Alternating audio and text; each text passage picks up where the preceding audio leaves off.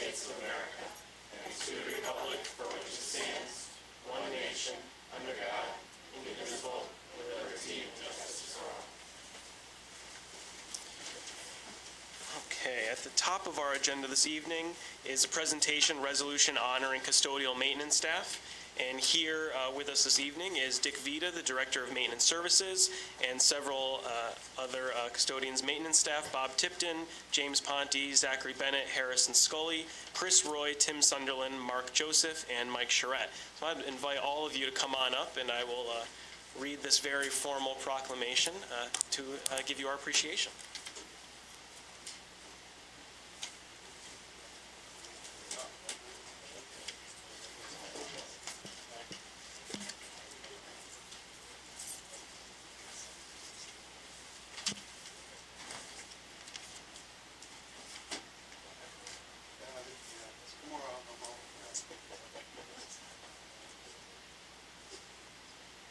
We have a resolution honoring Newington School custodians and maintenance workers dated today, November 14th, 2018. Whereas Wednesday, November 14th, 2018 has been proclaimed Custodian and Maintenance Workers Day, and whereas the Newington School custodians and maintenance workers thoroughly clean, dust, scrub, refinish, sanitize, repair, paint, and maintain all areas for safety and comfort in all buildings on a daily and nightly basis. And whereas the Newington School custodians and maintenance workers have shown dedication and conscientious performance in carrying out their many tasks to maintain and improve our school buildings. And whereas the Newington School custodians and maintenance workers maintain a close working relationship with school staff. And whereas the Newington School custodians and maintenance workers show a willingness to go above and beyond the workday to keep our schools shining at all times. Therefore, we do hereby proclaim Wednesday, November 14th, 2018 as Newington School Custodian Maintenance Workers Day. Be it resolved that we urge all the citizens of our community to join with us in actively expressing gratitude to Newington School Custodians and Maintenance Workers on this very special day. Be it further resolved that the Secretary of the Newington Board of Education is directed to spread this resolution upon the minutes of this meeting and to provide a suitable copy for presentation. And it's signed by all the members of the Newington Board of Education. And I will just say, to start on behalf of the board, thank you so much for all the work that we do. This is one day to appreciate, but I will say one of the my memories from before being a board member, after I graduated in a short period of time, was I went to a focus group for high school's accreditation, and parent after parent after parent said over and over again, walk into the building and it's immaculate, always, every single day, no matter what's going on. And that is one of the most important parts to our students being able to learn. It's going into an environment that's warm, comforting, and clean. Something that we can all be proud of when we go into the buildings. It's something that we show community members when they come into the buildings.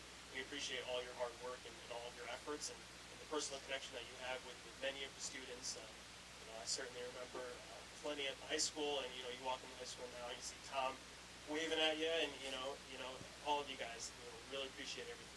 So I'll open it up to board comment. Dr. Braverman. I want to thank you for creating a link with our students. I know that you are friendly faces to them in their school, and it really makes a difference in their daily lives. So thank you all. Mr. Sullivan. Yeah, I continue to be impressed and amazed at the buildings for all the years that I've been in the district. And I have a friend of mine who's a facility manager for another school district. And every time he shows up at one of his grandchildren's sporting events, I get a phone call. How do they get the buildings that beautiful? And so I can't say enough but to thank you for everything you do. Mrs. Stan. First of all, I want to say it's super and awesome that you are all here tonight because it's cold and it's nasty out, and this is a great turnout, and you deserve the honor. 25 years ago, I think, when my daughter started school at Chaffee, I've been in education for a long time, and I've been to many, many schools. From that first day I stepped into that school, I've been impressed with you guys, and it's an honor to you that you all kept the tradition over all these years. Every school, anytime I go into any of them, are spotless, and it's just amazing. And I do know that a lot of you have connects with the kids, and that's just so awesome and perfect. So thanks for all you do. Mrs. Scott. I actually had to take notes because I had a couple things to say. Obviously, thank you for all that you do. You guys are often the first call that gets made when there's a problem. It could be really anything. I was actually at E-Green last week, and there was a fox in the parking lot eating a little friend, and Not a student. not a student, nope. There's a little animal out there, and I was like, hey, that's pretty cool. And the custodian there said, oh, I'm on my way to shoo him away from obviously you got to keep the kids safe. So thank you for being that person that was willing to go out and shoo foxes away. That is very important, and I'm glad it's not my job, so thank you.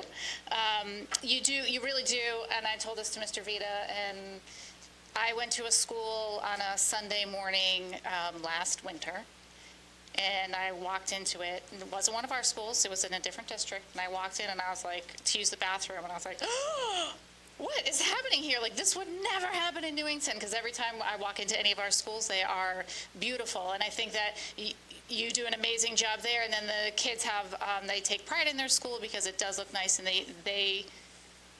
I think they keep that up also, so the schools continue to look really, really great. And it was just such a stark difference walking into that other district that I came back and I told Mr. Vita right away, because it made me appreciate what you do even more. So thank you for helping us to keep our schools as great as they are. You are a big part of that, so thank you. I'm just going to say, I'd like to thank the board for recognizing today. And you make our schools safe, environmentally safe, inclusive for learning and teaching. That's important. That's our charge. We come because, we live by, we're in the business of little people and as well as big people. So that's what we do here today. And I'd like to introduce Mike Charette. He's one of our maintenance people. Michael is a locksmith and an expert in that, is licensed in that, as well as all our door repairs, window repairs, everything from soup to nuts. Mike does it. And then we have Bob Pittman, he's at the high school.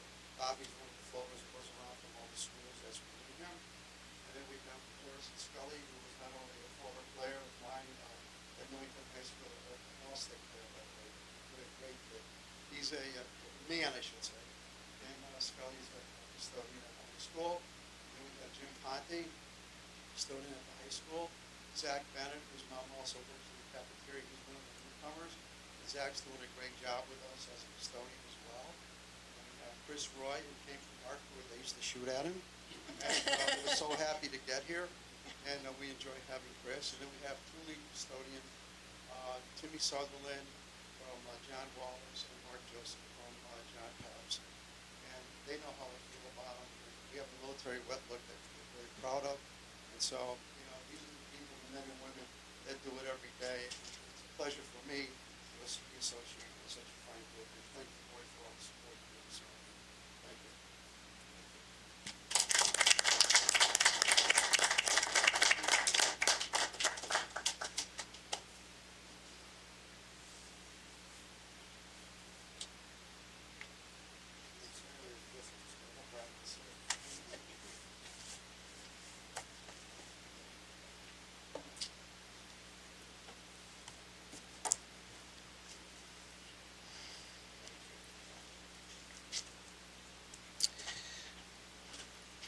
We will now move on to public participation on any matter related to board responsibilities. Our phones are open at 860-665-8736.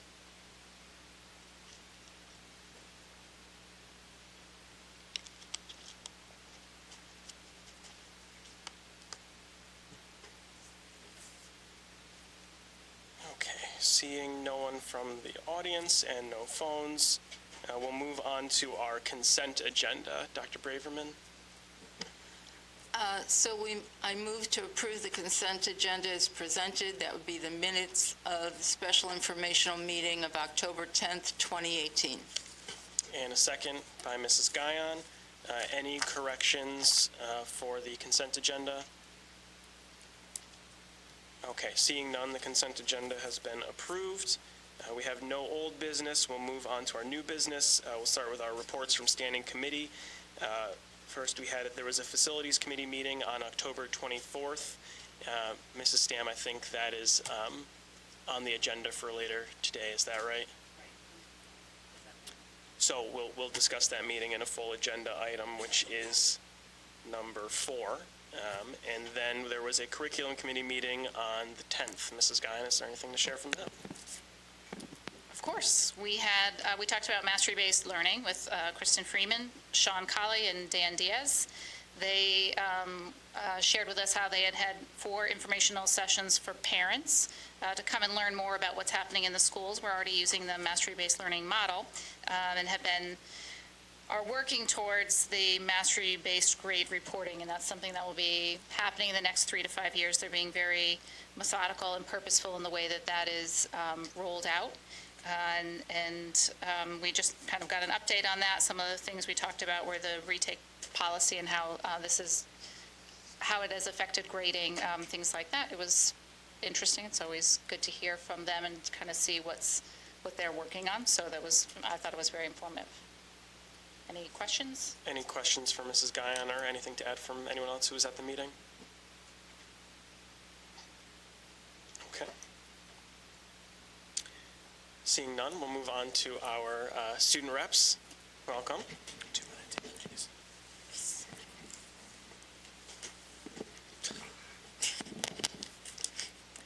Hi, so this past Monday, the students participated in homeroom activities and got the opportunity to learn about those serving and people who have served in the Army or are thinking about joining. And so we all went to homeroom and we wrote multiple letters to veterans, active members, and those who are thinking about joining, thanking them for their service and their ongoing bravery.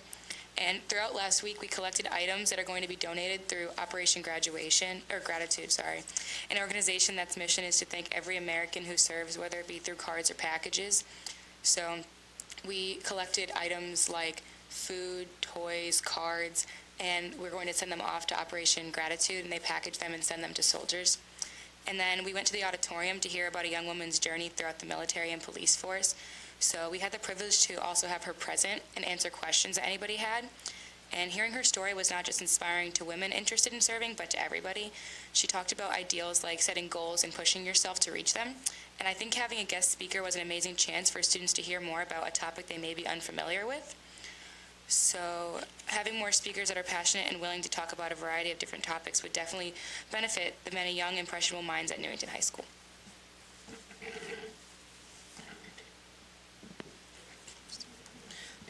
In addition to filling up boxes with gifts for our servicemen, NHS had another kindness challenge titled Publications for the Public. So we wanted to give the students a chance to make a difference in our community and do something that would benefit directly in Newington. So we asked them to donate items such as gently used novels, children's books, and CDs and DVDs, and we did get a great response from the students, and we got a lot of donations from that. And then the students spoke and Ms. Tignall listened. Students wanted more opportunities to have fun together after school. So yesterday we had our second Family of Learners event, and the National Guard set up an inflatable obstacle course in the gym, and students and teachers were invited to play dodgeball also and enjoy ice cream. So overall, it was a fun event, and a lot of people had fun and were able to make new friends and meet new people. So it was a success. And also on that, we, Stuco and Ms. Tignall, we both agree that we should do more events like that in order to kind of give the students a break from just like focusing on only academics. Like, yes, academics is important, but we also want our students to have that work-life balance and be able to enjoy themselves and work on their social skills with meeting new people and having fun. So we'll definitely be incorporating that. And every year, sophomores attend our Truth About Hate assembly to learn how hate can escalate from something as small as a mean joke to something more serious. So juniors, seniors, and staff were invited to facilitate this event this year, and the sophomores spent all day in the auditorium learning and discussing how hate has affected their lives and the lives of others and what they can do to stop it. And I think it's very important the Truth About Hate program that we have is very important and essential to Newington because every day, as we see on the news, there are more and more stories about how hate is affecting our society and our world. And being educated on this topic is really, the more that we know about it, the better we can take steps to prevent it. So it was a great experience for the students and teachers that were there. And it also helped to promote Newington's values of recognizing and valuing our commonalities and diversity for the common good, and also to be kind to everyone. and allowing students to make their voices heard gave the power back to them and made them feel like what they said made a difference, and it helped them to understand the power of their words and how to use them effectively to communicate with others. So this Thursday, Friday, and Saturday, the Drama Club will be putting on the production of the Laramie Project.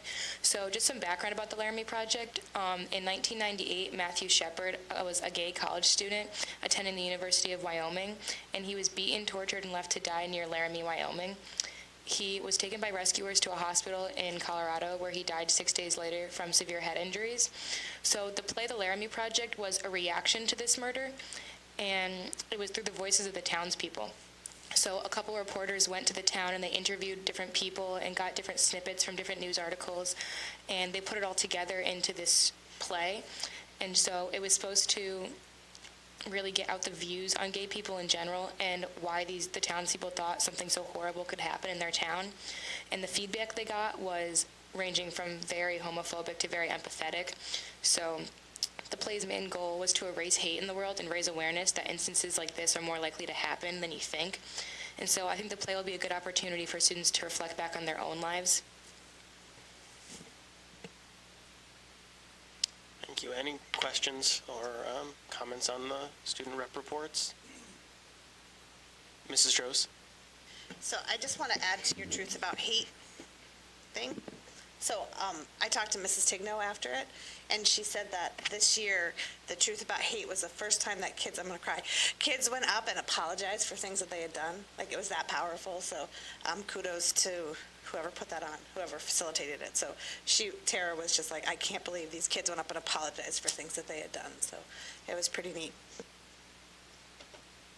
Further board comment. I do want to highlight the beginning of the student reps report when they were talking about the activities on Veterans Day at the high school.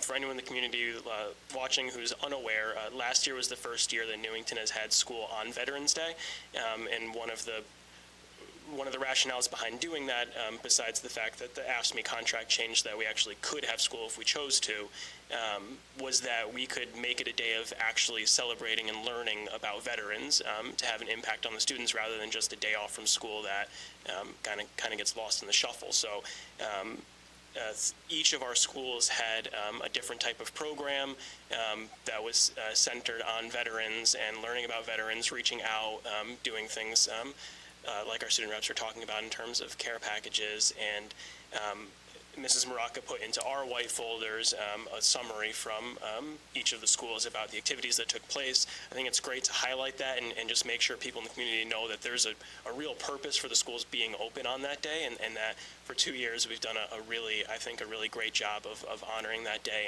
And I've asked Mrs. Maraca to make sure this gets out onto our website or however we can connect best with the community, just to make sure people are aware of what we're doing on this day. And a lot of these activities are ongoing. I see that Martin Kellogg's going over to the VA in the coming days or weeks, so this is not just limited to a one-day event.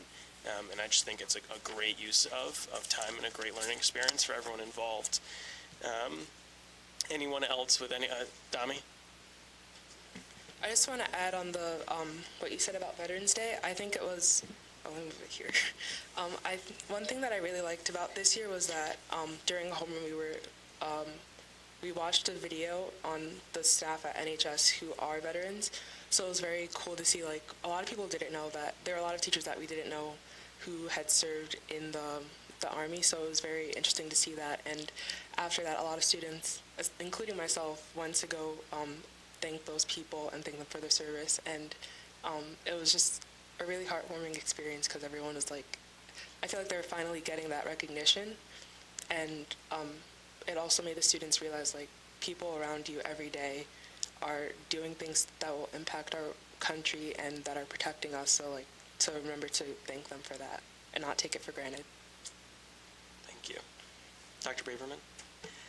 I just want to thank you both, because you bring the high school right to our table. And for those of us who don't have kids in high school now, it really is meaningful. So thank you for making it real for us. Thanks. Mrs. Guyon? even for those of us that do have kids in high school, sometimes we don't get all of the information you may be surprised to hear. So I actually learned quite a bit from your reports. Gives me a lot to talk about at home too. So I appreciate it, and I'm glad that you guys are here and speaking up with us. Thanks. Okay. Moving on, we're going to go to our presentation for Effective School Solutions. As we all remember, this was a new program that we discussed around the table several months back. We have some guests with us this evening, and I will let Ms. Guglioso introduce them, and we apologize, we'll need to bring some chairs up. Oh, they'll introduce themselves then. And board members, there's a printout of a slideshow in our white folders. Please. Sit here. Okay. And for our guests, just so you know, the mics are less about amplification and more about the TV, and they're directional, so you have to actually be basically staring into your mic for it to pick up on the TV. So, Got it. Welcome. Please introduce yourselves to the group. Okay. Thank you. Okay. Do you want to go first? I'm Marilena Guglioso. I'm the Director of Student Services. Paul Cancro, I'm the Executive Clinical Director for Effective School Solutions, also a Regional Director at some of our districts, and a licensed clinical social worker. So thank you for having us tonight. Hi, I'm Joanne Morgan. I'm the Regional Director for Effective School Solutions, and I'm also a licensed clinical social worker. Hi, I'm Kate Paolella. I'm the coordinator at Newington High School for the ESS program, and I'm also a licensed clinical social worker as well. Okay, so first, before we start, and I have a really brief PowerPoint that I promise I won't bore you guys. We'll try to go through that quickly, just to give you a little overview of ESS and what we do. But I wanted to take a minute just to thank Superintendent Pamela Maraca for having the vision to bring us to Newington.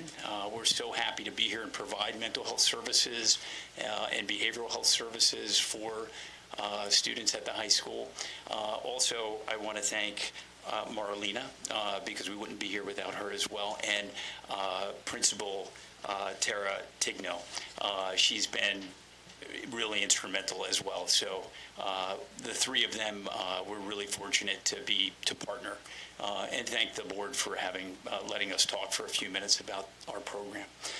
So first, we're going to go through the PowerPoint, which will explain ESS very briefly.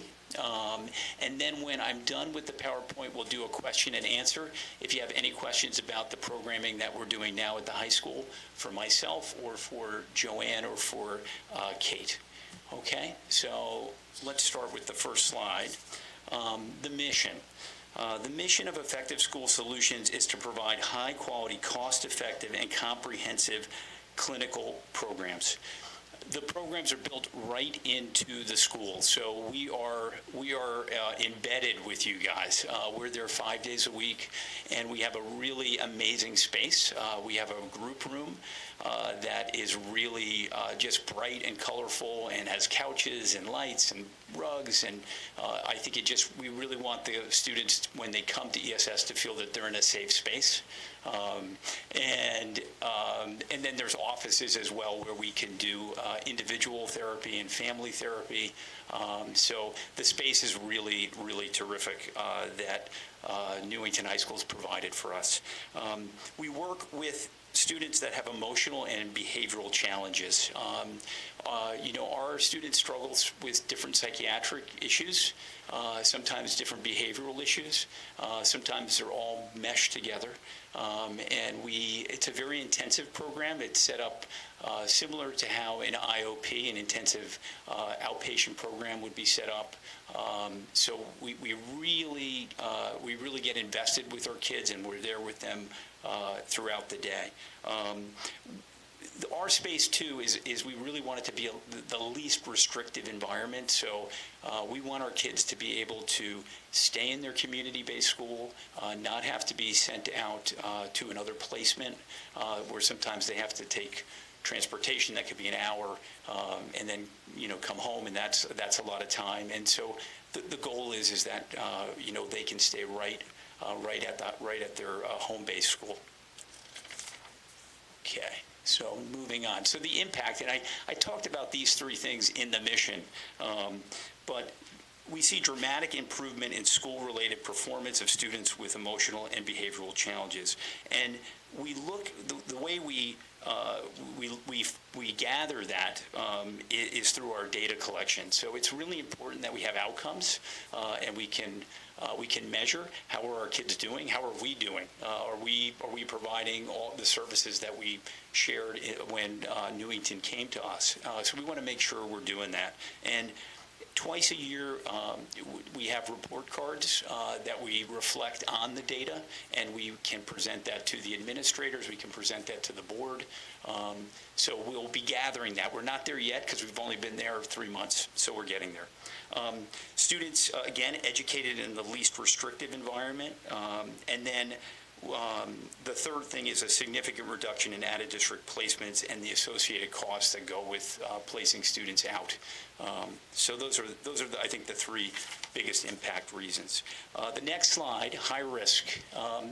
These are really all of these different areas that you see. These are the high risk issues that our kids present at times, and these are high risk issues that students present not just in Newington, but throughout the state. We are in 11 districts from Greenwich to Ledyard.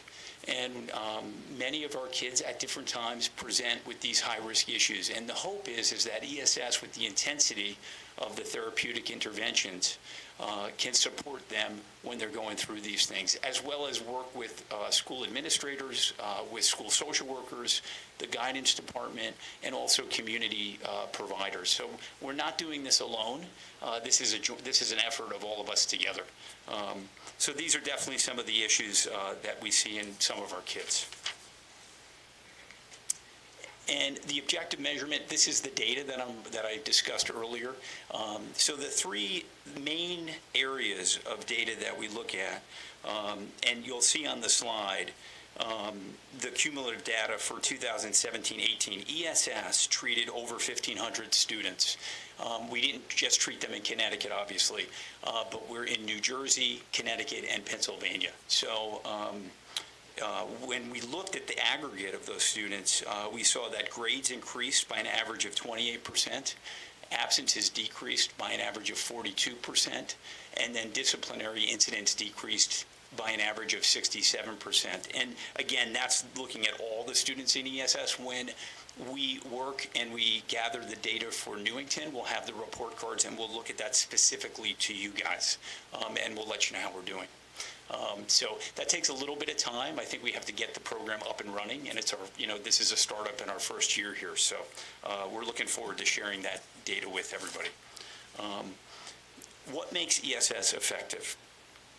I think first is working with amazing school districts, and I go throughout the state, and I'm just amazed at educators and how much they care and how important mental health is to all the districts we're in. It's a priority, and I believe it should be a priority.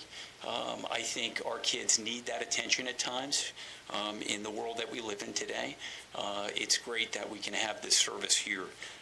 And then the high quality mental health team sitting next to me, that we're really fortunate to have. Joanne and Katie, I knew Katie at my last agency, and Joanne I've gotten to know very well. She ran a program for us at Norwich, and then moved up to a regional director. They have both worked with kids and families for many years. So we're really lucky to have great staff. There's also another clinician at the school, so Katie has a partner who couldn't be here tonight, but it's two people. So we're really fortunate to have them. The supervision is important too. There's a high level of supervision and oversight. Joanne works with the team around reviewing cases, reviewing students and their care. At times they come to me and I help them as well to give recommendation and feedback. So there's a lot of people. Nobody's alone on the island. We're all working together. And we have a quality management team as well that reviews our clinical record, which is also your record at the school for the district. And that we have a quality management team that oversees that to make sure we're providing the service as we should be delivering it, and that it's clinically, we're doing best practice. Professional development, the last thing is we've done a few professional developments already in Newington, which has been great. Some trauma-attuned work that we've brought to the high school. We had a presenter come, and Tara had over 100 staff there, and it went really, really well. And Marlena's been to 2 of the wider district trainings that we did in the state for all of our districts, and so your staff came to that as well. And then we did one for the guidance department, about 15 guidance counselors at the high school on adolescent depression. And I think that was pretty successful too. So part of what we do too is bringing that education around behavioral mental health issues to the staff, so we can educate, we can all learn together. So moving on, and I'm almost done, folks. So there we go. So this is just the presentation library. Those are the trainings that I was just discussing, and the schools, all our districts can pick from them, and then we send presenters out to the school if they're available. And is there another slide? Yes. Oh, there it goes. You can hit it again. There you go. Insights and Solutions, they're newsletters that we send out to the school, and they talk about this one is on creating a trauma-attuned school environment, and then we have solutions. So one is for the staff at the school, and one is for our parents. And it just highlights different areas, whether that's in mental health or school issues, that can give some good information. And then the last slide, or the second to last slide, is we do a patient satisfaction survey. It's really a parent satisfaction survey. We do it twice a year, and we want parents to review us and we want their feedback and let us know, how are we doing? Is this helping your son or daughter? Is this effective? Can we do anything differently? So we want that, and we want to gather that, and that's part of the report card that we share with you guys as well.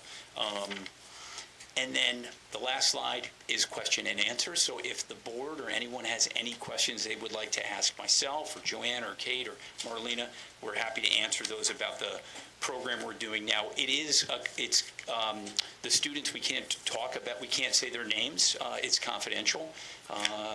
But I know Katie does have a few quotes from some of the kids without their names that Katie kind of interviewed them the other day. So I know she wanted to share some of what how the kids are feeling so far 3 months in about ESS. So I'll open it up. Yeah, so we right now have 9 students in our program, and we can get up to 18 students total. So I know it's a startup program, and we've been there for 3 months, but my partner and I kind of just sat with the group, because we meet with them daily for group, and just to kind of get some of their feedback of how they feel the program is going, what's working for them, what's not. And so I'd like to share, a few quotes from some of the students. So one student said, if this program wasn't here, I'd probably be suspended every week. Another student said, it's a good place where we can go and talk. We actually trust you guys and get along with you. And it helps with my anxiety and takes pressure off of school sometimes if you need it. And the last quote was from another student. She said, if it wasn't for ESS, I wouldn't have done my finals from last year. I would have given up a while ago. So, it was kind of some pretty powerful quotes from students, and how they look at it as, a safe place to go. Not only do we meet with them daily for group, and they have individual sessions and family sessions as well, but let's say if a student is dysregulated and needs to reset or needs a place to go, they can always come down to our room and kind of be able to come here, regroup, and with the goal of obviously transitioning back to class. So we find as the years progressing, more and more students are using this space and being able to kind of get the benefits of it and the skills they need to be able to manage whatever they're feeling, and be able to go back to class, which is really great to see in a short amount of time. Ken, are there a handful of kids that were placed out of district that have come back that we're caring for? Yeah, so there were 3 students that were from out of district and that are currently back in Newington Public Schools. Yep, 3 of them.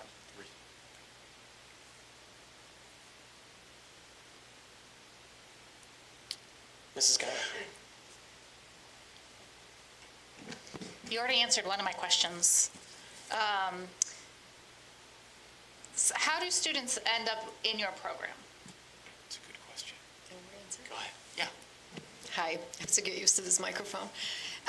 So we have referrals through two different channels, pretty much. We have them from Marlena, and those could be, students that are coming from outside placements, usually clinical day schools. And then we have referrals from Newington High School, so through the, social workers, psychologists.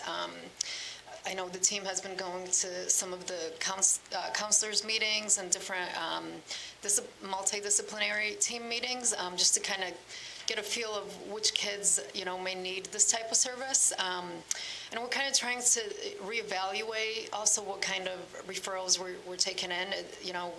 We can work with any student that's in need. It doesn't necessarily have to be, Tier 3 student or someone who, has their one foot out the door. We really like to do a lot of preventative work.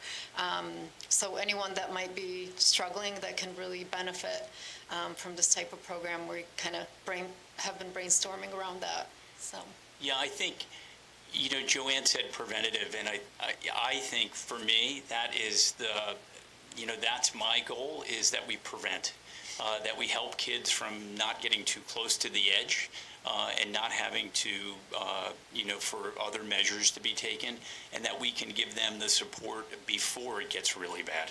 And we can identify those things and see what else they need. So I think preventative is going to be a big, and I'm hoping we're here for many years, but in our districts that we've been in for 3 or 4 years now in Connecticut, I find we're doing so much preventative work, that we've really addressed the Tier 3 students. Not that they're not there, they are sometimes there, and they need our help too. Those are really the high acuity kids. But we do a lot of work with Tier 2, even Tier 1 kids. Sometimes they fly under the radar and nobody notices those things, whether that's depression, whether that's anxiety issues, sometimes wandering the halls and not going to their class. These are the kids that sometimes fall through the cracks. Sometimes I worry about the Tier 1 kids the most, because nobody notices. So. Do I get to keep going? Okay.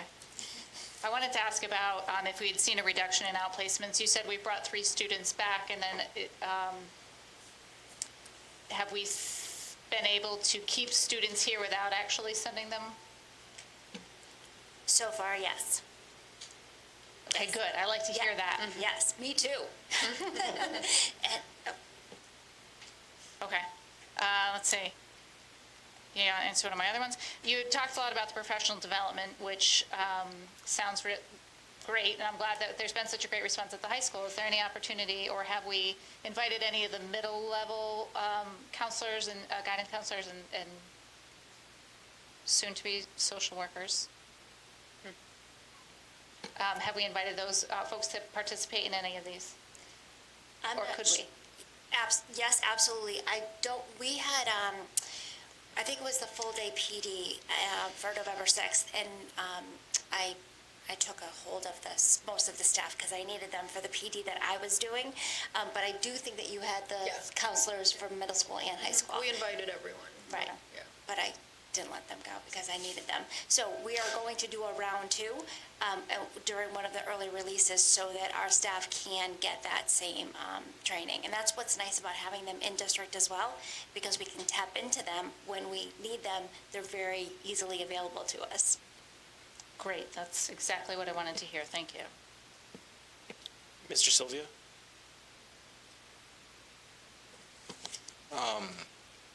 I'm very intrigued as when it was first presented to us. I was very encouraged to hear the financial positive impacts of being able to bring students back and prevent being displaced. So that, I know that has a big monetary impact, which is near and dear to my heart. So, but they've answered my questions. Thank you. Other board, Dr. Braverman? You talked about Tier 1 and Tier 2. Can you define what that is? Okay, I think I'm on. So Tier 1 are, it's probably the lowest level student where they're struggling with certain issues, but again, they're kind of under the radar. They go to class. They're academically, they're not doing poorly.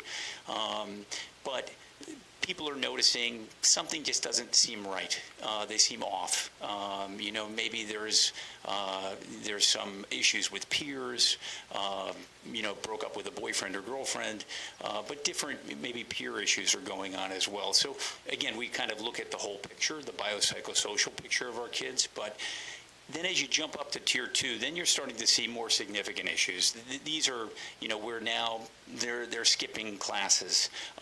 There is some mental health issues, maybe some mood issues, again, depression, anxiety.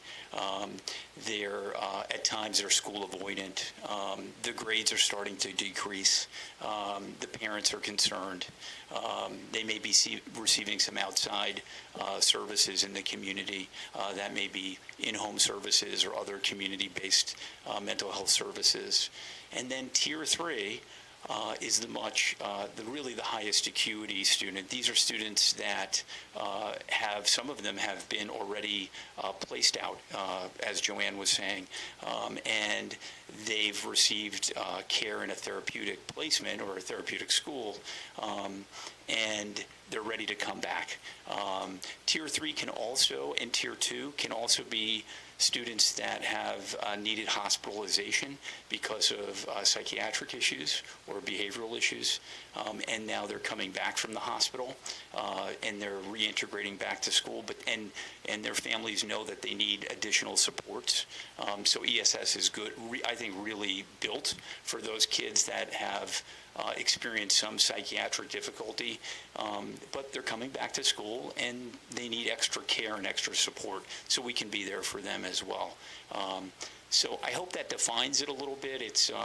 That's the way we kind of look at it. We kind of break it down that way. Mrs. Guyon? I'm really excited to hear everything that you all are doing for our students at the high school. High school is such a tumultuous time for kids in general that having that built in, I think, is a huge plus for our kids, and I'm happy, so happy that they have this opportunity to work with you. If a student is feeling like they need extra support, can they seek you out? Does the program work that way, where they can refer themselves? So that's a great question. So we're constructed a little differently than the social workers or the psychologists at the school or the guidance department, where kids can they can walk in and be like, "Can I talk to you?" We have at some of our districts, as the kids get to know ESS and they have friends in ESS, we'll have other kids come in and talk to us, and they may need some help or guidance, and we'll kind of get them to the right place. We'll always help, but we have a referral process. So. Again, we're more intensive, and we need parents to consent to the treatment. We have releases and we have a very thorough assessment that we do, a clinical assessment. So that's part of our intake process. So it's a little more formal than just kind of walking in the door and saying, can I talk to you? Again, we would always talk to a kid, to a student, but we would just help them find the right person to go to. And then we may say, let us know if they need us. If the guidance department or the social worker or the school psychologist feels that we would be really beneficial for this student, then we're more than happy to look at that referral. And we have gatekeepers. Marlena's our gatekeeper. Tara's our gatekeeper at the high school. And we have administrative meetings each week. We have rounds. So we round our kids. We talk about how they're doing clinically and academically. And then we also talk about potential new referrals. We have actually 4 students that we talked about this week. So our number will be going up, I think, soon. Thank you. That's an excellent clarification. Exactly. That makes total sense. Okay. I could probably ask you questions all day, but I will stop there for now. Thank you. Did you want to add something? I just wanted to say, our social workers, when we brought ESS on, it was to be in addition to. We don't want to take anything away from our social workers. We're not looking to supplant them. They are very needed, and we, I hear you. Yeah. Totally, Okay. totally. That's not at all what I was thinking. I was just, I know how much they already have on their plate, Right. so just looking for other resources, and that's, I know that's not where you are going, Yeah. but I don't want anyone to think that we're bringing in ESS because we're trying to get rid of our social workers. That this is seems like a very different exactly. program. Yeah, very good. Mr. Sylvia, did you have something? Any further questions from the board or our student reps? Anything else any of you wanted to add? Sure. I'd just like to say that, like Paul said, we're in 11 districts in Connecticut, and I myself oversee 4. And I just want to say that the staff and the administrators in Ewington High School have been super, super welcoming and very inviting. And we just feel really good there. I think they've been very open to our feedback and very, very willing and eager to help some of these kids. So I just feel that it's important to know that, because it's not always the case, but it's been very nice, so I want to thank them for that. And I just want to thank again the board for their support in this program. It is a phenomenal program. I am very invested. I go to the weekly meetings. The improvement I've seen in our students has been phenomenal in just 3 months. I know one student, just in particular, that I really think that bringing him back to district was the best thing that we could have done for him, and really it might have changed his life. Tommy? Oh, yeah, sure. Here, take mine. Sure. I just wanted to say thank you for what you're doing in our district, because I really think it's important and very essential to our community. And as we know, mental health is a growing issue today, and with the stigmas that are around it, a lot of students aren't, they're not really open to saying, I have a problem and I need help. So I just want to thank you again for that. It's really, really great thing. I actually walked in there by accident the other day because I was looking for the, no, sadly I didn't, but I was looking for the copy room, and you guys actually showed me where it was, so thank you. But yes, the room is very nice. I like the couches. That's a great connection. Yeah. Well, thank you for coming out and spending some time with us. We really appreciate it.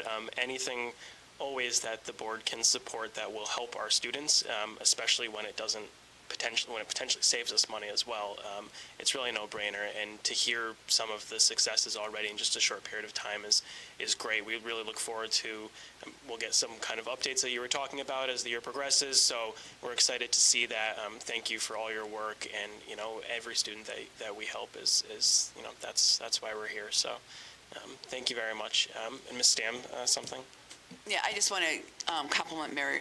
I'm sorry, I haven't, Marilena, because I know from experience that when we have different people coming into the district, there's toe stepping sometimes, and their feathers are ruffled. And obviously, you did a good job with the transition and making that happen smoothly, and people accepting it, because I know how it could go south fast. So, congratulations on that. Thank you for taking the evening. I know that Katie had a busy day today and has another busy day tomorrow. And Joanne, thank you again. Paul, thanks so much. We'll be talking soon. Marilena, thank you. Thank you, everyone. Okay, we're going to move on to the equally exciting topic of annual educator evaluation report, and I will ask Mr. Farisi to comment on that report. I flipped through it, and I didn't notice that there was anything different, but maybe Mr. Farisi will educate me. Mr. Schulman, you just gave away my whole report. Oh, no, I'm sorry. There's absolutely no changes. No, there aren't any changes, and there have not been any significant changes since It was introduced and created, I would say, in 2013. It is a legislative requirement that we provide an annual update to the Board of Education on the implementation of the certified staff evaluation process. I provide this update to the board every time at this time of the year, so that way we have concluded last year's cycle, and I can share with you the updates from last year. I did want to note at this time, and just make sure everyone is aware, that we do have a district committee that meets close to every month for the purpose of working to implement and improve the evaluation system for certified staff. This committee is titled the Professional Development and Evaluation Committee, or PDEC, and PDEC is comprised mostly of teachers and administrators. Enclosed, you're going to find a comprehensive report outlining the elements of our certified staff evaluation for both the educator and administrators. I would just like to take this opportunity to highlight a few items from the report. Last year, approximately 341 staff members were in the evaluation system, 41 of which were non-tenured staff members, so approximately 12%.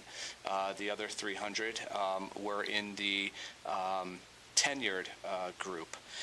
And of the administrative group, we had approximately 29 administrators that were in the administrator evaluation system. 7 were non-tenured, approximately 24%, while the remaining 22 were in the tenured system. As you will see, that there are no changes to the system. There's still the goal-setting process, the observation of practice, and the stakeholder feedback. Right now, we use the parent stakeholder group for feedback and the staff stakeholder group for feedback. A majority of our staff demonstrate great successes in the system. And if a staff member does have difficulty, we have a phenomenal support plan in place where we can support those staff members to be successful. Although we're seeing high numbers of success within the current system, the committee believes that we can continue to grow and evolve in the system to further assist staff members to achieve with greater success. So we have been getting a great deal of feedback around some improvements that could help us with better results. Therefore, we are currently in year 2 of a pilot program that would support a few changes. Most notably, the current system requires that an educator receive a rating following each observation. The rating could be a 1, 2, 3, or 4, below standard, developing, effective, or distinguished, respectfully. And what I would say is this process of rating an individual after every single observation has kind of detracted from our intent to use this system as a lever for growth and development, as most individuals sometimes focus more on the rating piece and less on the feedback for growth around their performance levels. So the committee has worked to install a pilot program with about 40 educators and to see how it will work without giving the ratings and focusing more on what we call learning focused conversations, which is effective feedback for growth and development, where individuals would just get a sense of where they are in the rating portion during the mid-year cycle review meeting and at the end of the year, opposed to every single evaluation observation. So we are in that pilot phase still. I believe that next year I will be coming to you sharing some changes to this report and what those differences are and what we would be implementing system-wide. So I would kind of leave it at that as where we are today and ask if you had any questions. So is that pilot kind of standards-based reporting? Is that what we would go towards? It's moving toward that. Kind of makes sense. Mrs. Strohs? How do the teachers feel about not getting a number at the end? I would say of their observations. I know at the end of the year you have to do the number and send it to the state, but right, and that's why it's still there for that purpose. However, we are collecting feedback along the way. Last year and already this year, we've been getting feedback from those participants in the pilot, both the administrators who are evaluating and the folks being evaluated. And so far, a majority of the feedback is that they would prefer that that is not the focus of the conversation, the rating, and that they are aware and have a good sense of still where they are mid-year and where they are by the end of the year. There shouldn't be any surprises based on the conversation and still using the rubric. It's just when it's not associated with a rating, it's a lot easier to have conversations that are more productive. But we do get some folks who say they'd prefer to know, and I think that's what the pilot is all about. Wendy's a part of it as well, and the committee, and I think we're doing the pilot for that reason, in collecting the feedback necessary to be able to make that decision. I think right now the feedback is showing that it's positive, but maybe this year, at this time next year, I will be sharing the same exact report. I'm not sure yet. But right now, it seems to be positive. Mrs. Guyon? Didn't have anything? Okay. Mrs. Strohs must ask the same question. Any other questions for Mr. Farisi or comments? Okay. Well, I will take that as a sign that for the past 5 years you've explained it very well, Mr. Farisi. Thank you very much. We will now move on to a discussion, textbooks for approval. Mrs. Kraus, we'll start with you. Yes, good evening, everybody. I'm actually going to discuss two different textbooks tonight. The first one is a new Latin 1 textbook from Cambridge Latin Course 5th edition. Elevate is the title. It is publication date 2016. The Latin department is asking for the online version only, so you'll see that the request is for a 6-year subscription. This textbook provides students access to digital resources that are more interactive as compared to some of the other textbooks they looked at that had an online version that virtually came down to just scanning the textbook into the digital version. This one has interactive pieces to it, options to read aloud, and activities that are included. So the department felt like this was a much better option and really what they needed to fill the gap for students. They also felt that this was more aligned to the standards taught in classical languages. The online subscription is available for preview through the superintendent's office if anyone is interested in looking at it. That is accessible to you. The second book that I'm going to talk about tonight is Mrs. Maraca is going to try to lift off the table. It's a quick read, if anyone's interested. This is called Comprehensive Medical Assisting, and this is a request from Mrs. Fries for a new medical sciences course. It's actually for medical sciences 4, although she did share with me that she will use parts of it for medical sciences 2 as well, and that course is starting to run next year. You can see there's a lot to it, so it will cover different topics.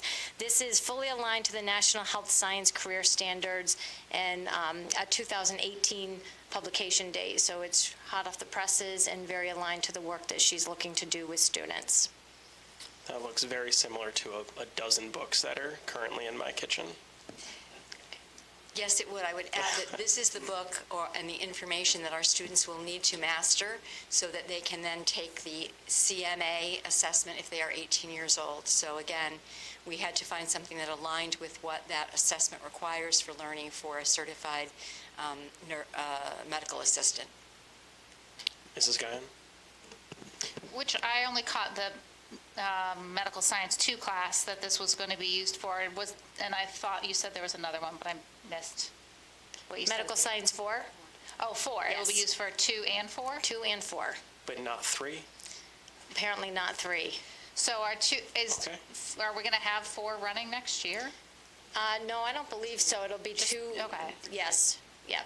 Okay. But she will be able to use it next year. Okay. Thank you. Any other questions on the textbooks, Mrs. Strohs? When was the last time Latin got a textbook? It was 2009, I believe, 2009 or 10. It was publication 2009. Mrs. Yes. How many Latin teachers do we have? 1. Mrs. Houlihan teaches the course. How many do we have 2 sections? I'm not sure how many she's running right now. She must have. Right now, I believe she's a full Latin teacher. Really? She used to teach English for one section, but she is no longer. She's teaching So we have full-time 5 Latin, 5 sections. 5 different Latin classes? Yes. Mrs. Strohs, did you have? Okay, I asked it. Any other questions? Mr. Sylvia? Okay, so I caught that we only have one student for Latin? No, one teacher. One teacher. One teacher We have one teacher. teaches 5 courses in Latin. Oh, okay. Yeah. Question Very good. answered. Thank you. That would be quite an expenditure for one student. Yes. You're right. Mr. Brand, any questions on the textbooks? No, I think I'm good, thank you. How was your flight? 2 flights, and I'm 2 good. flights. Thank you. Excellent. Well, thank you for attending. Okay, so as Mrs. Kraus said, the Latin is an online that we can get access to if you ask the superintendent's office to preview. The hardcover of the CMA book is available for anyone's light reading in their spare time, and this will come up at our next board meeting, which I believe is in December, for voting and taking action on it. Okay, we will move on to discussion number 4, capital improvement projects, and I will turn that over to Mr. Jacomowitz. Hi, good evening, everyone. The next agenda item, which we are requesting action on this evening, is for the approval of the recommended capital improvement program to the town. This is part of the annual budget cycle, and it also dovetails with the schedule that the town has established for their townwide CIP committee, which is the collaboration of board and town elected officials with support staff to review all capital requests for the town and develop priority and attempt to develop the most positive and integrated program for the benefit of the entire community. This package has been reviewed and has come through the facilities committee and has been approved in this form. The responsibilities of the committee really have 3 specific areas. There is the board CIP account, which is the one that we traditionally use for smaller size projects that are typically under full control and discretion of the Board of Ed to establish and implement. And then there are the 2 parts to the town CIP committee, which are a combination of what they call pay-as-you-go projects and those that require bonding. Bonded projects ultimately require a successful referendum to fund, while pay-as-you-go projects are embedded in the annual town budget. So within the document, we have the 3 groupings of project proposals for consideration. On the board CIP account, you will see that most of those projects are very standard and repetitive year after year. This is typically what we do. We do carpeting, we do flooring, we do painting, we do door work, we do lighting work. Those that are more than basic maintenance, but have elements that are long-term improvements on a small scale all across the district. For the town side CIP projects, with a combination of projects that are currently funded, and for this coming year, we have 3 requests pending. We have the continuation of the $188,000 for Chromebooks, a $200,000 request for buses, and a $1 million request to finish the funding for phase 1 of the wing reconstruction at John Wallace. If you can recall from last year's budget activities, we had a $1 million appropriation there previously. However, half of that money got pulled back and used for the remediation work, and then the town pulled back the other half to use for other project priorities for the community. So right now, that project is not funded to go, so we have to reinstate funding at a minimum for phase 1 to get that part to go, and then we have the long-term nature of phases 2 and 3 to deal with. Just because of the time lag now, it's been 4+ years since this originally came up. We've upped that project estimate to $1.5 million per wing, and that will be where we're trying to get the project to go. So we're hopeful that with the money that recycles back to us from the state grant associated with the remediation work, we will be able to put $500,000 back into the wing project from that particular source, and then we're looking for the town to fund the other $1 million in the current year to be able to do allow us to finish the wing and get that started. Okay. Does anybody have any questions on this part of it?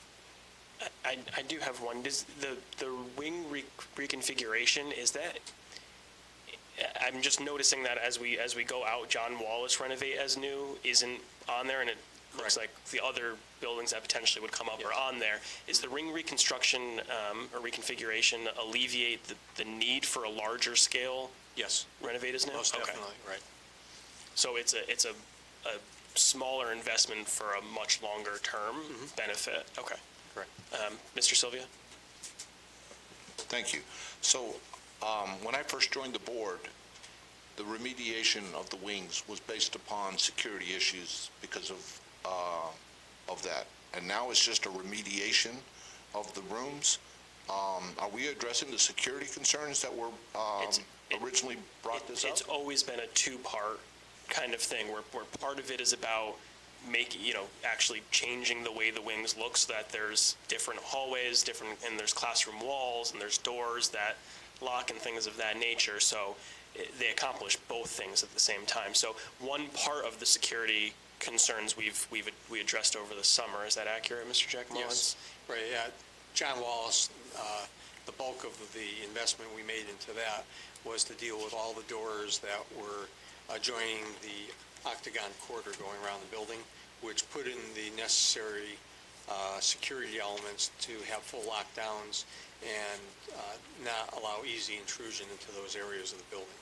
We also did the screening or filming of various windows in the building, which creates the resistance for being able to be broken with a bat or any other projectile that somebody would choose to use with it.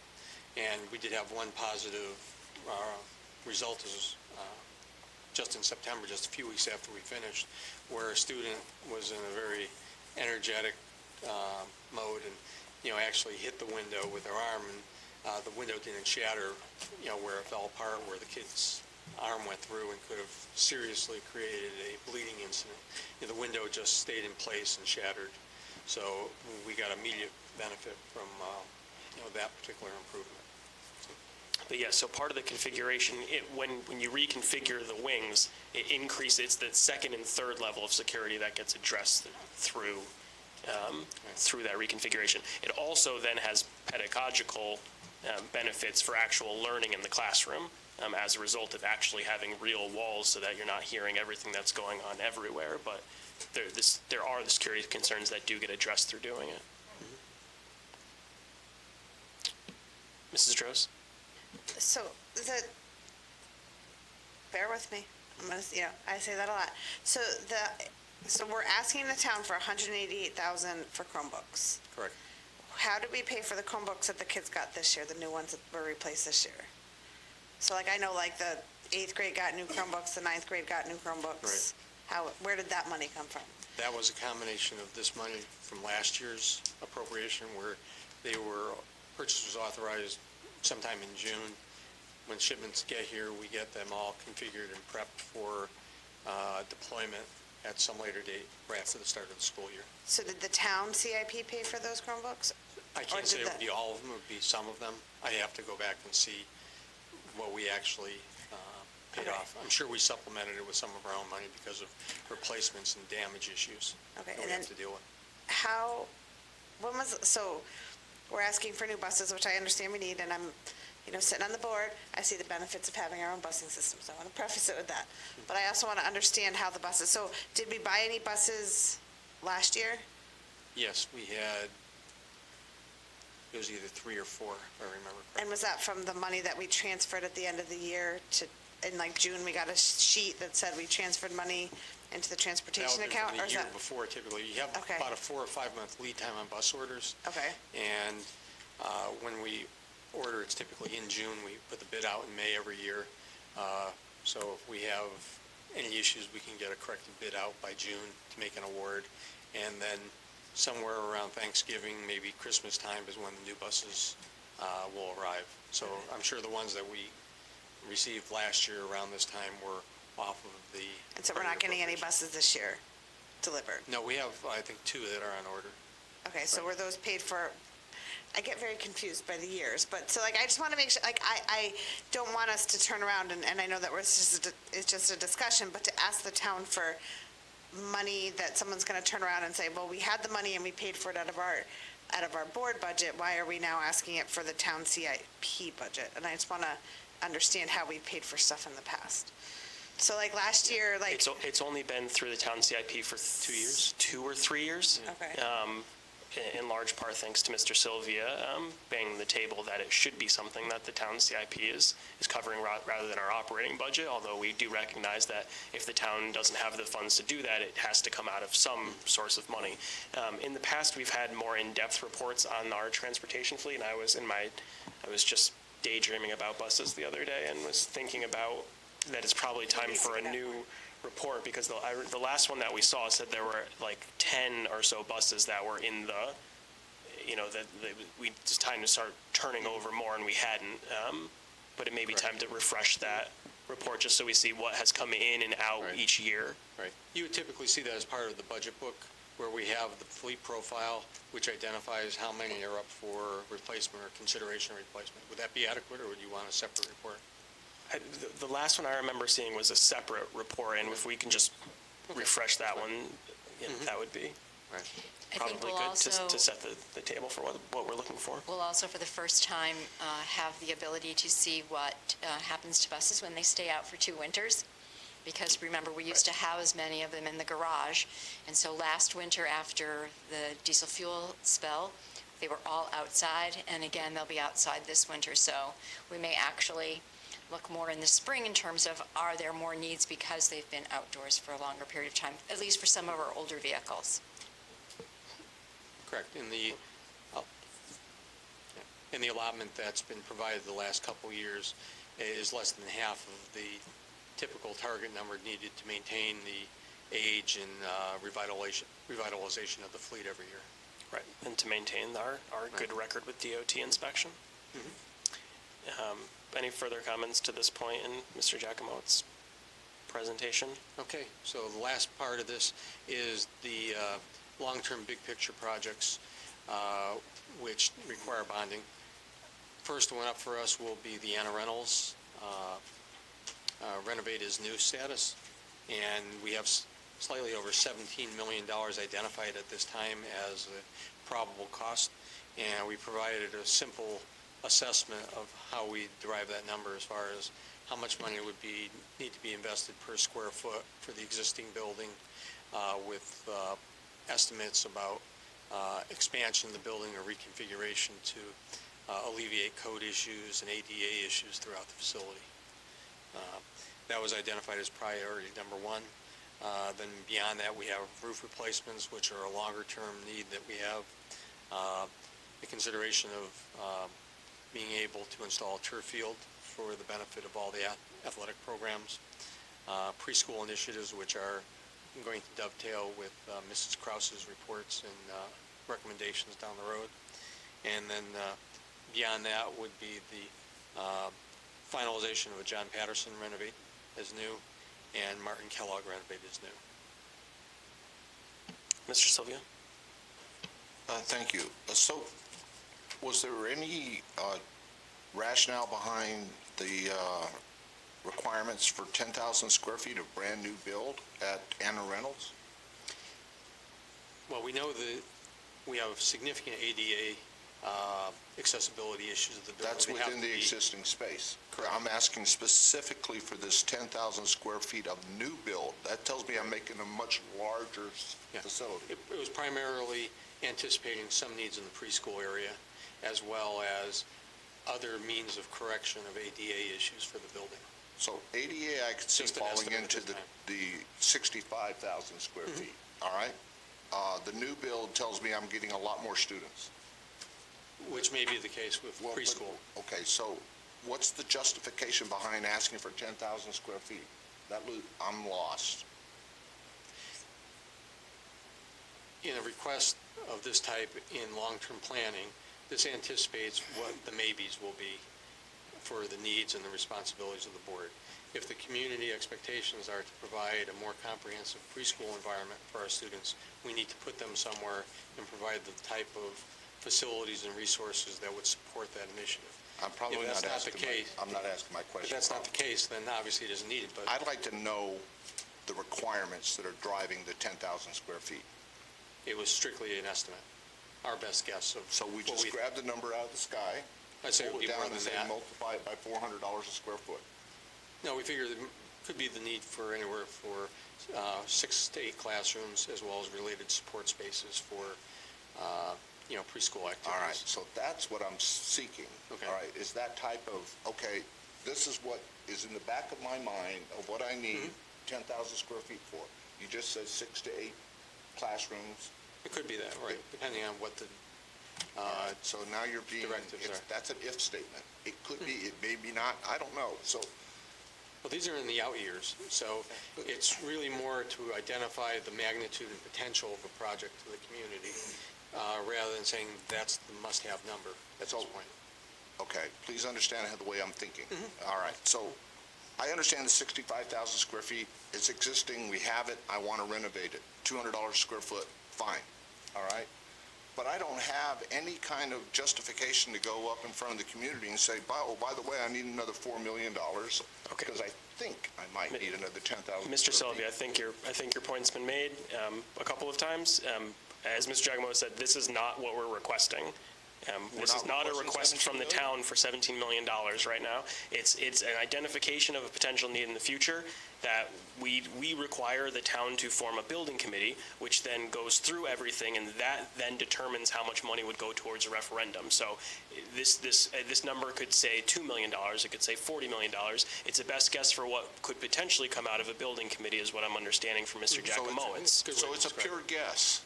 Of course it's a guess, because we don't have anyone giving us a number yet. So it's not an out-of-the-hat guess.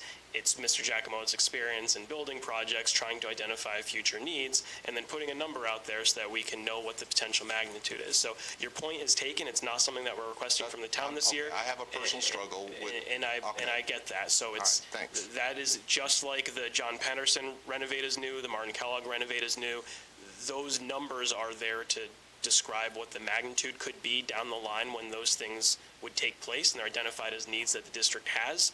But until there's a building committee for anything, and we go through the same thing that the town hall renovation went through before it went to referendum, the numbers are there to show what it potentially looks like. I would also add, Mr. Sylvia, that there is, Mr. Schulman has a preschool committee together that Mrs. Kraus is facilitating and chairing, and some of the data that we've looked at as a district does tell us that we would need additional classrooms. I'm looking at Mrs. Kraus, I want to say anywhere from 16 to 18 to handle a 3-year-old and a 4-year-old preschool program, which is why you would see them between Anna Reynolds and John Patterson, because we're also trying to be strategic. Rather than putting preschools at every elementary school, putting them in the south and the north side of our community, which would have easier access for bus transportation. So those estimates are based on that information that we have in terms of the number of preschool classrooms we would need, and then also the additional space that we would need for such things as physical therapy, OT, other activities, speech services. So then those are smaller clinical rooms and some larger space rooms.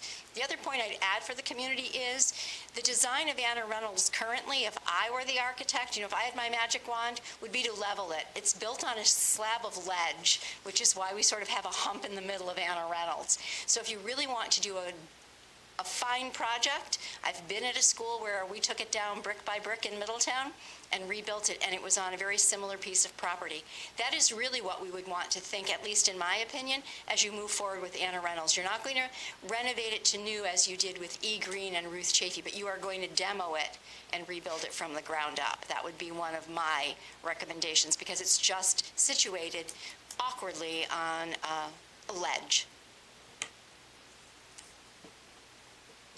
And I think that is enough discussion on the Anna Reynolds project, which I have recently been told, in no uncertain terms, we are not getting a building committee right now. So we will keep pressing on and explaining to the community our needs. Is there anything else, Mr. Giacomo, that you wanted to share? Everything. Any other questions on the identified needs, the potential costs, what we're asking for this year? Seeing none, I did notice that on our agenda, it states that this is a discussion item. It's my understanding. Okay, I'm sorry. It's my understanding that it does need to get approved tonight. Is that correct, Mr. Jacomowitz? Yes. In order for the town's timeline to go through. So what I would do, since this is a regularly scheduled board meeting, and we are allowed to, I would ask for someone to make a motion to suspend the rules. Mrs. Guyan? I make a motion to suspend the rules. And a second by Mr. Vasella. Discussion would be that the intent of this is to add, amend the agenda item to read action rather than discussion so that we can vote this evening as was intended by Mr. Jacomowitz. Any further discussion on the motion to suspend the rules? Seeing none, all in favor? Aye. Of suspending the rules. Any opposed to suspending the rules? Mr. Sylvia is opposed. The motion passes 8-1. The rules have been suspended. Can I have a motion to amend item 4 on our agenda to read action rather than discussion? Mrs. Stam. I make a motion to add action for the capital improvement projects. And No a discussion. And a second by Dr. Braverman. Any discussion? Mrs. Strohs.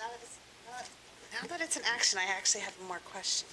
Well, it's not in action yet. We're just it's not in discussing action. whether or not we should amend the agenda to read action. Is it me? I apologize. This is the procedural part. Any discussion on amending the agenda? Seeing none, all in favor? Aye. Any opposed? The motion passes 9-0. The agenda is now amended to read action rather than discussion. I really think that I can just say the rules are back on. I think that's how it works. If we all agree, then all right, the rules are back, reinstated. And now we have an action item. I'll ask someone to read the motion. Mrs. Stam. Move the Board of Education approve the capital improvement project for 2019 through 2024 to be funded through the Public School Capital Improvement Project Reserve Fund. And a second by Mrs. Guyon. I will just start by saying that this is not the first night that the board has looked at this. It is the first as a full board, but the Facilities Committee has met several times to discuss the list. It's based off of their discussions, recommendations, and so on and so forth. And Mrs. Droz, what did you have questions on, please? But what are we voting on?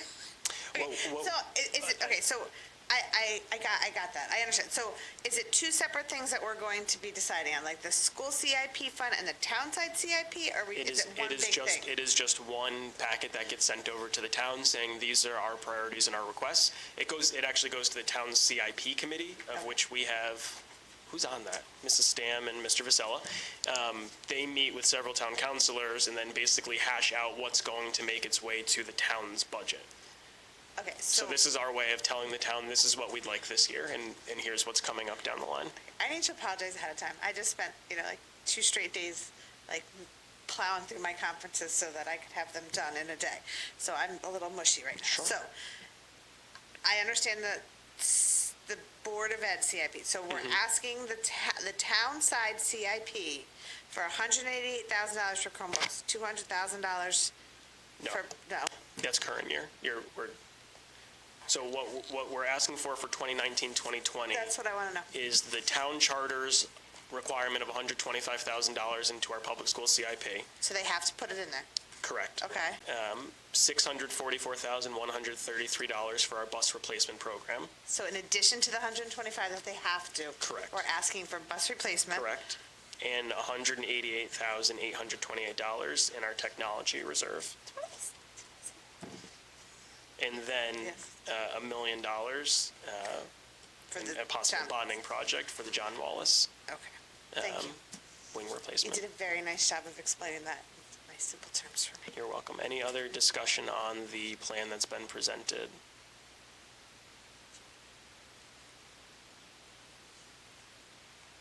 Okay.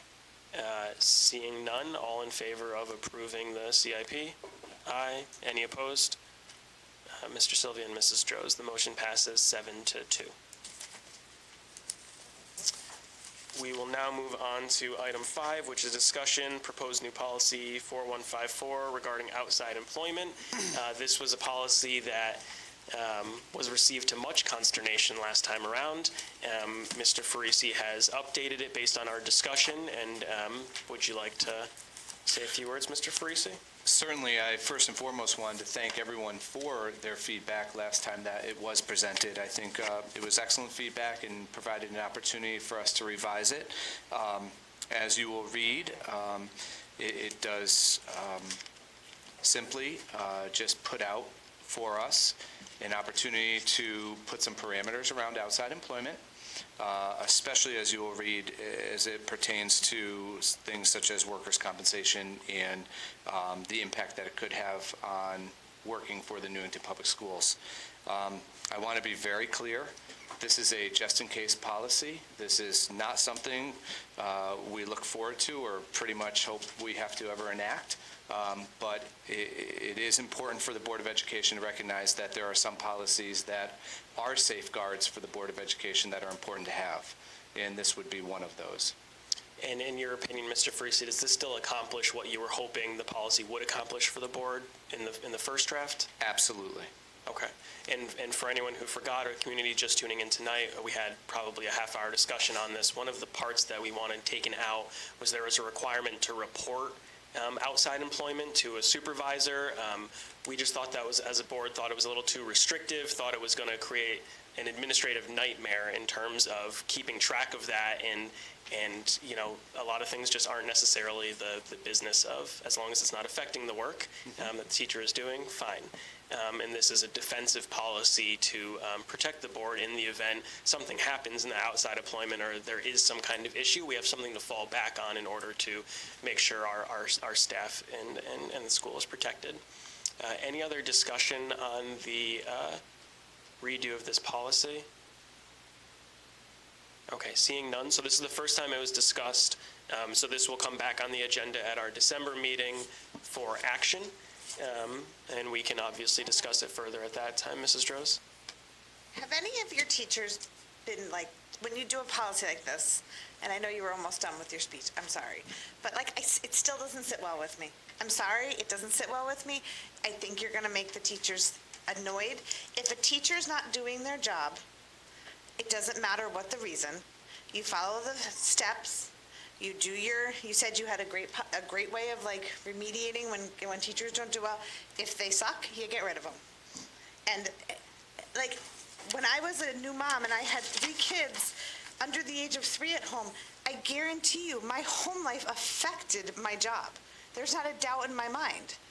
What are they going to say? Stop being a mom? Like, right, what I would say is that this more looks at one, and probably most importantly for the district, if you got hurt at your outside employment, the district has something to fall back on that says you can't get workers' comp benefits, you don't get credit for paid leave and things like that if you got hurt at outside employment. That's very important to the district. The other thing is, if there's some kind of conflict of interest in the work that you're doing with the work that you're supposed to be doing in the district, that's something that, you know, it might not be per se affecting your work. You may still be an effective teacher, but we would not have the ability potentially to do anything about that conflict if it came about and someone said, you know, they're doing X, Y, and Z and it's conflicting with their actual work. It's defensive in that manner. So it's not about, you know, whether or not you can do outside work. You can, and it doesn't even address the possibility if your outside work makes you a less effective teacher, because that would be handled through other avenues. So correct. It's much more defensive. I think before it was far too restrictive, but this is, you know, it's a defensive policy just in case something were to happen. So, any other discussion? Okay, this will come back at our December meeting for voting. We'll move on to number 6 on our agenda, an action item or proposed revision to the policy 4118.112 and 4218.112, harassment prevention. And just for the public's consumption, these were all read and discussed at our previous meeting, so that may be why there's not any discussion now. It's because we've done it already. So I'm just going to go around. Dr. Braverman. Move the Board of Education approve the revisions to policy number 4118-112 and 4218-1112, harassment prevention is recommended. And seconded by Mrs. Guyon. Is there any discussion on this policy? Seeing none, all in favor? Aye. Any opposed? The motion passes unanimously. We'll move to number 7, Mr. Vasella. Move the Board of Education approve the revision policy 0521, equal opportunity, non-discrimination, as recommended. And a second by Mrs. Guyon. Is there any discussion? Seeing none, all in favor? Aye. Any opposed? The motion passes unanimously. We'll move on to number 8, Mrs. Stam. Move the Board of Education approve the revision of policy number 4118.14, 4218.14, individuals with disabilities, as recommended. And a second by Mrs. Guyon. Is there any discussion on this policy? Seeing none, all in favor? Aye. Any opposed? The motion passes unanimously. We'll move to number 9, Mr. Sylvia. Thank you, Chairman. Move the Board of Education approve the revisions to policy number 4152.6, 4252.6, family and medical leave, as recommended. And a second by Mr. Branda. Is there any discussion? Seeing none, all in favor? Aye. Any opposed? The motion passes unanimously. Thank you. We'll move on to number 10. Mr. Schufelt, do you have that one? Can you read that motion? Move the Board of Education accept John Wallace Roof Replacement Project 094-100 and finalize all aspects of the project with the State Department of Education. And a second by Mrs. Guyon. We do need some discussion on this, so this is not a policy. My understanding, and then I'll turn to Lou, is that whenever a project is done, we have to make a final motion. This is that final motion that wraps things up. That's exactly correct. The next 5 action items are all related to different projects that have been done throughout the school district in the last few years. All of them are fully complete for our operational perspective. All bills have been paid. This is the final step of the process to allow the state to release the retainage on the project and fund that money over to the community.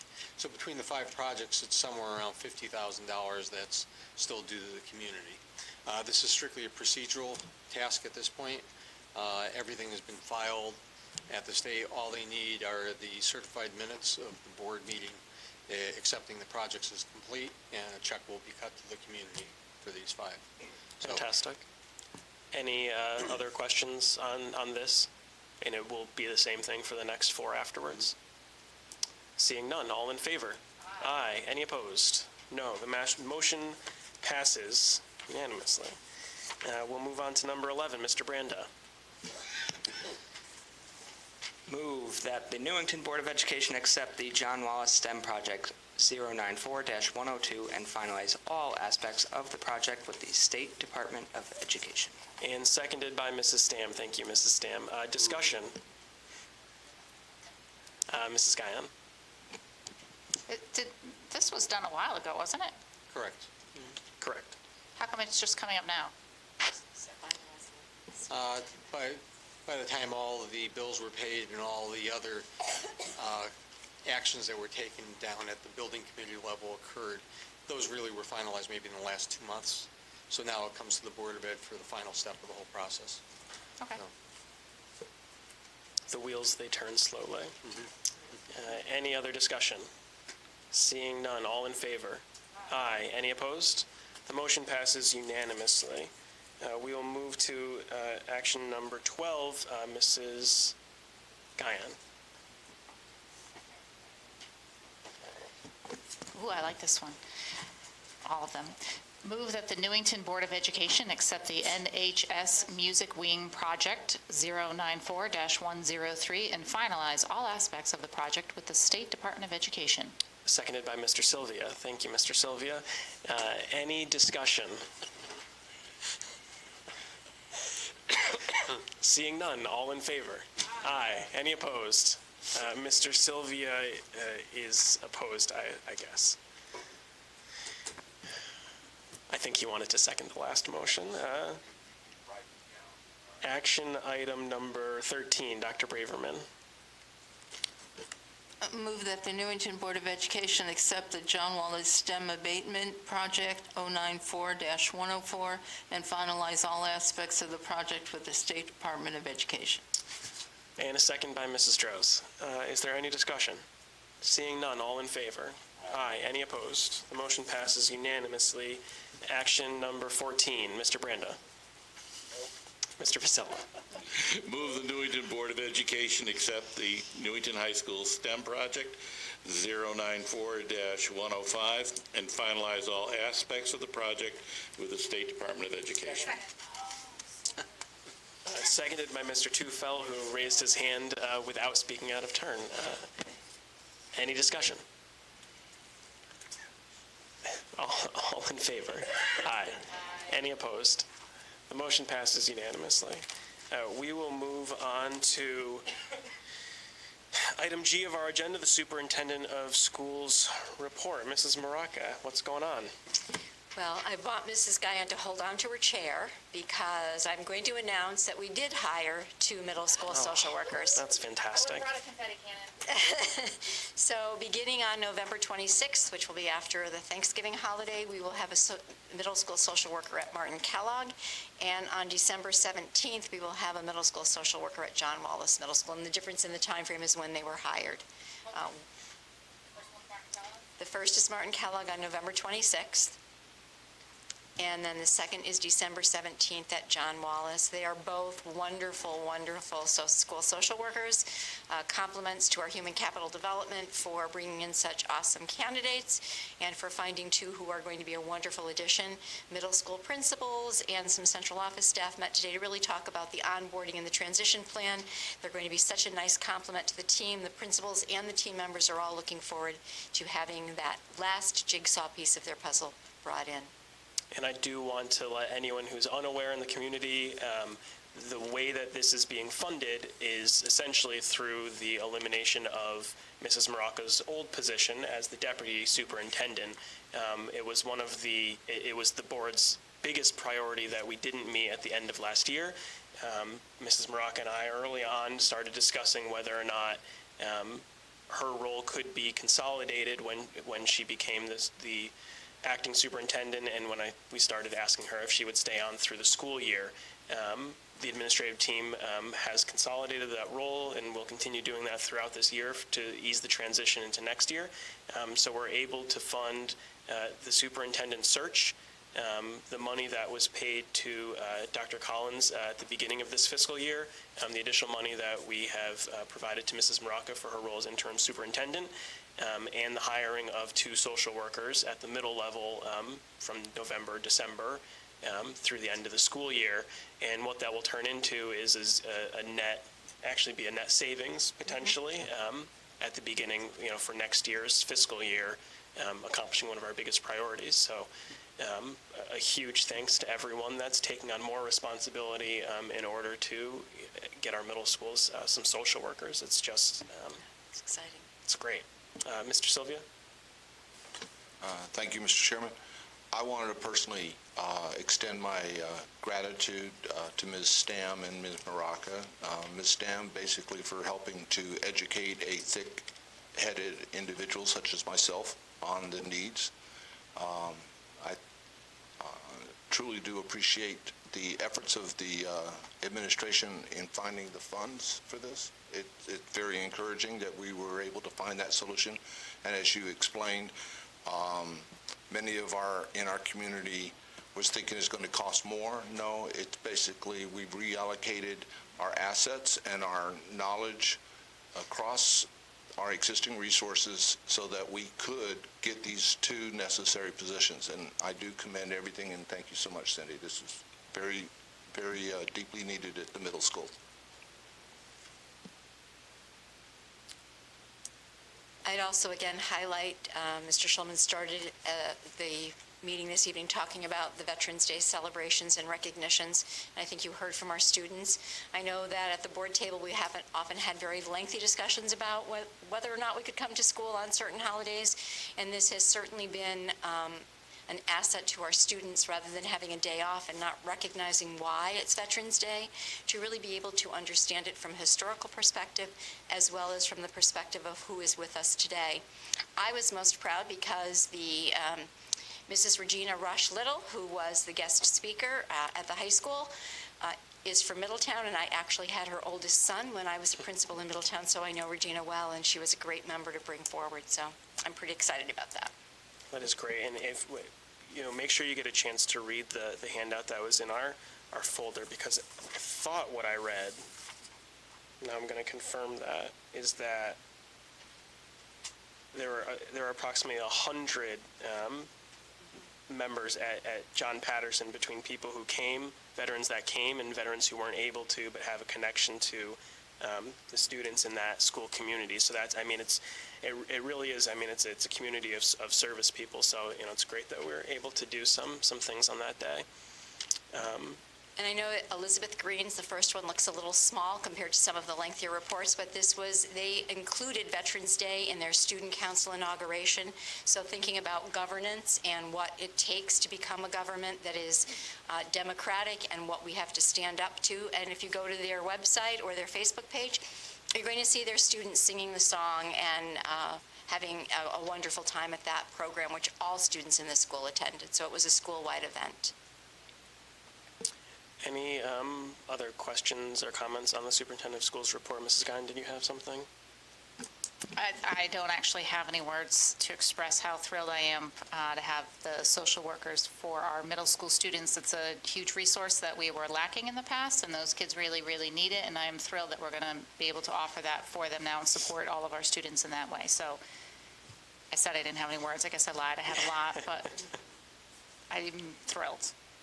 I do think it bears mentioning that through the budget process, Mrs. Guyon asked to add those positions back into the budget, which I think I said at the time was not something I was expecting her to do.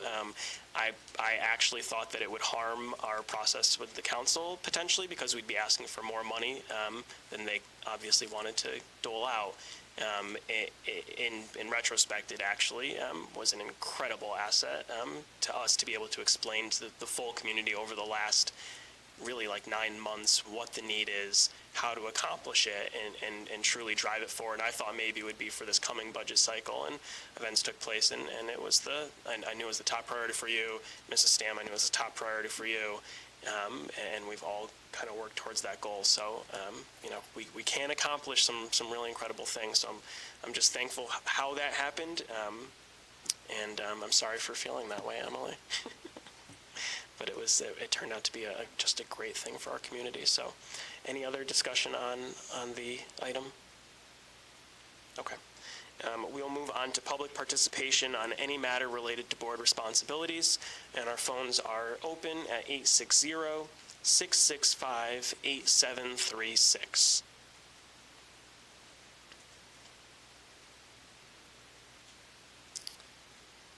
Seeing no members of the community, and our phones are not on, I'll move to remarks by board members. Dr. Braverman.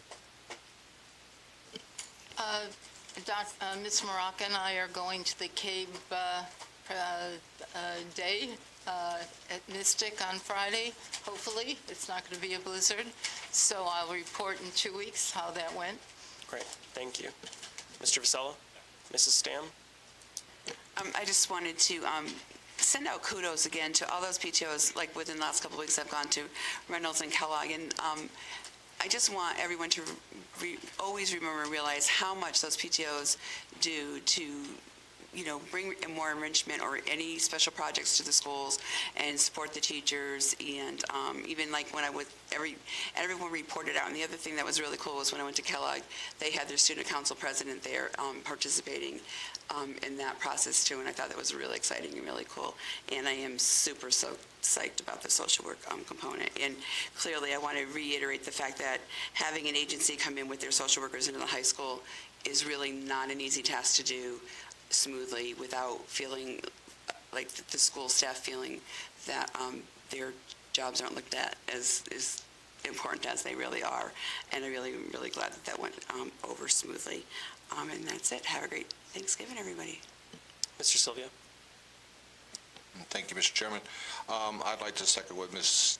Stam mentioned about ESS, and thank you for the presentation. I was very encouraged with the results that they're finding and sharing, and I'm hoping for greater continued success on this. I mean, this is just at the high school level, correct? Right. And I mean, with this type of success, I would love to see if it has possibilities of expanding into our other facilities and grade levels. I don't know if it's possible, but I'm encouraged with what I'm hearing.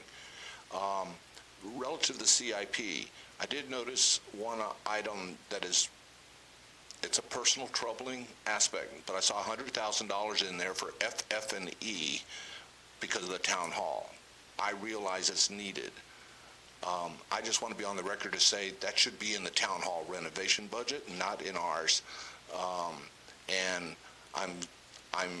I'm scared to death of seeing some of this gamesmanship going on of transferring funds to different accounts or different budgets, such as ours, where we're having to come in, because if I'm going to be asking for $100,000, I don't want to be buying furniture. I want to be doing stuff for the students.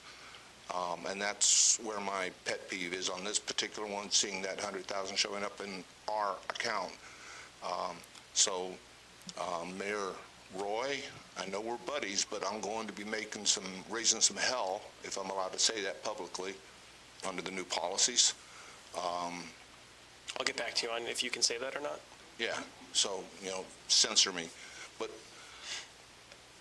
that's where I'd like the money to be where it's supposed to be. And that $100,000, in my humble opinion, shouldn't be in our budget. Thank you. Mr. Tufelt? Mr. Branda? I listened to the ESS presentation on my drive from the airport because I'm a nerd and I wanted to learn about it. It was pretty good. Was there a visual to that or no? Yes, and the slides are in your white folder. All right, great. So I'll watch it on NCTV also.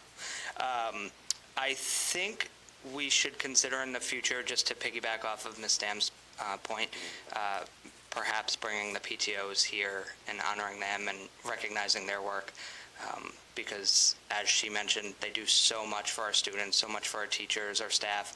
I think it would be great to recognize them at a meeting in the future. And Counselor Minor said that he wagered $20 that I could not make it from Columbus to Detroit to here on time, so you owe me $20. Make the meeting. I'll get back to you on whether or not you can talk about gambling at a board meeting. Mrs. Strohs. I'm going to try and not do anything wrong with this conversation. So I just want to... I appreciate that. I'm going to try. Can't promise you anything. I just want to say that I am so impressed with the high school, with the things that they're doing and the things that my children are coming home with. Everything that those high schoolers said, like my kids come home, we have 2-hour dinners. I'm like, oh my God, stop talking. It's exciting to hear them talk, but it's awesome. So the Operation Gratitude, my son's like, Mom, can you please bring me to the dollar store? I have to make a box. I'm like, of course, this is what I want to do with my time. But they're so into it. So I don't know what they're doing over there, but they're doing something right. The Truth About Hate, my son couldn't say enough about. It's just, my daughter's like, Mom, I need tissues. Like, they're really doing a nice job of getting the kids involved. It's making me go to the store a lot, but it's okay. So I just want to do a shout out to Tara and whoever is running that over there, because it's awesome. Mrs. Guyon? I'm going to give a couple shout outs. I have been in the schools a number of times in the last couple of weeks. I was lucky enough this year to actually get a ticket to the Chamber Choir Dinner Theater. What a treat. And it was only because somebody I knew had a ticket that somebody couldn't use that I was able to sneak in with them, because that thing sells out fast. It was really fun. Those kids are so talented. And it was a fantastic program, what a great fundraiser for them. And if anyone ever gets the opportunity to go, I highly recommend it. I got to go in for the inauguration for Student Council at Elizabeth Green, which is always very exciting because the kids, they do get to participate in government in their school, and they get to, the candidates have to make speeches and posters, and they present in front of the school, and then the school votes for them. And then that's how they get their officers, and it's exciting to be there with them and to see what, you get to see what they did, the previous student council did the previous year, and get to meet those kids and see the new student council for this year. So that was really exciting to be there for those kids. Conferences, of course, are this week at the middle school and high school, so get out and meet your teachers. Hang on, one other thing. Oh, the high school show that the kids mentioned earlier, our high school students mentioned earlier, the Laramie Project, that is this coming week, next week. This week, tomorrow, Friday, and Saturday. Oh my gosh, yeah, you're right. Tomorrow, Friday, and Saturday. I was still in last week. All right, my bad. So yeah, this week, so I'm excited to go to that, and that should be a great show for those of you in the community looking for something to do this one night this week or this Saturday afternoon. I totally recommend that. And again, I cannot say enough about having the social workers here. That's so important for our students. So I am going to go home a very happy person today, so thank you. That's great. Anyone have a need to go again before I make my remarks? Maybe. Okay.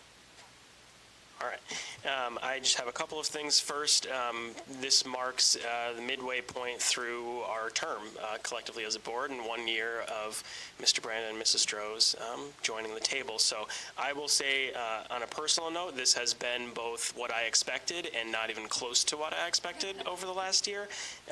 In terms of the good things that have gone on, I will say what I said a year ago when you all graciously voted for me to be chair was that I was hoping that each of the members of the board would feel some sort of ownership over things that we're doing here, and in my opinion, that's absolutely the case.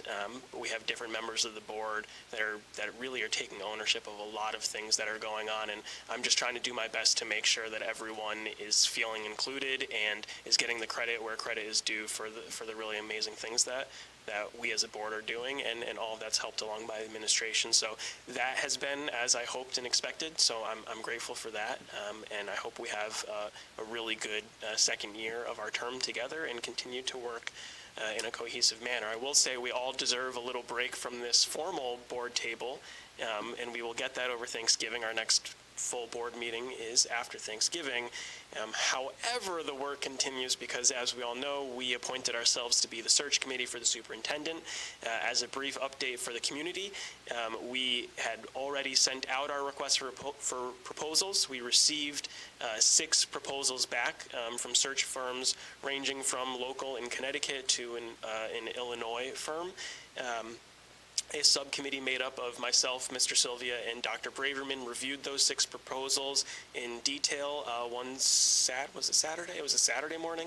Couldn't remember if it was a Saturday or Sunday. They just blend together for about an hour and a half, 2 hours, discussing each of them, coming up with pros and cons for them, and selecting 3 that the full board would then interview.